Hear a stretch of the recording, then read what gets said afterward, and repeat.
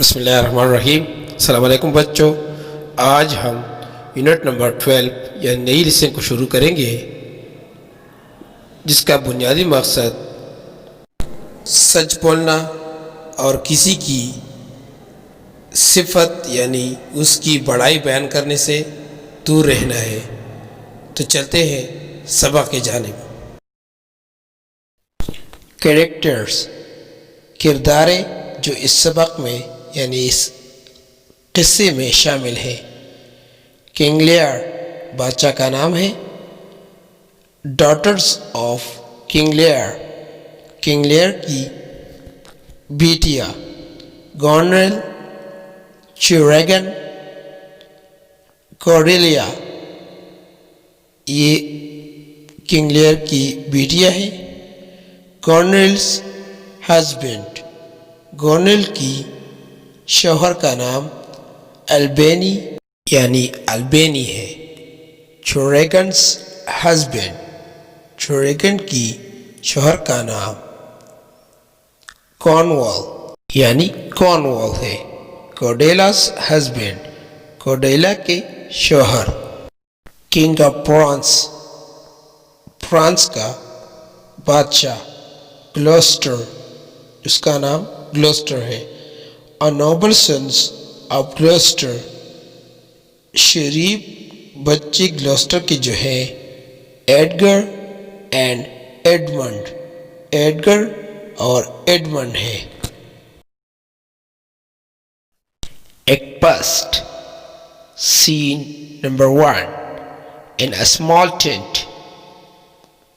Act first میں پہلا منظر چھوٹے خیمے میں۔ Cordelia lays herself on a table. King Lear is sitting next to her. Cordelia خود کو ایک میز پر رکھتی ہے، یعنی ایک میز کے ساتھ بیٹھتی ہے۔ اس کے اگلے کنگ لیئر بیٹھا ہوا ہے۔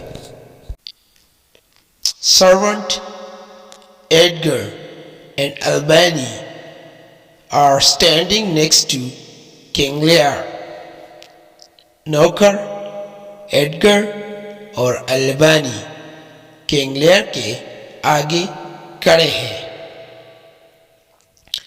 Lear breathing hair, getting out a piece of parchment from his clothes, passes it over to Edgar and Albany.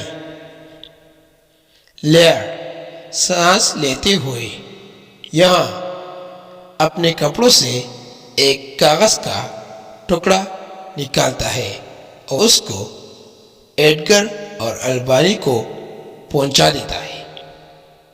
Albany, confused, look at the paper. My king, what is that? البانی الجھن میں کاغذ کی طرف دیکھتا ہے۔ میرے بادشاہ، یہ کیا ہے؟ Edgar takes the paper and spreads it on the floor. Edgar کاغذ کو لے کر فرش پر پھیلا دیتا ہے۔ تو بچوں، آپ لوگوں کے لیے یہ ہوم ورک ہے کہ آپ لوگ ان الفاظ کے معنی اپنے کاپیوں میں لکھ کے اور اسے یاد کریں۔ شکریہ۔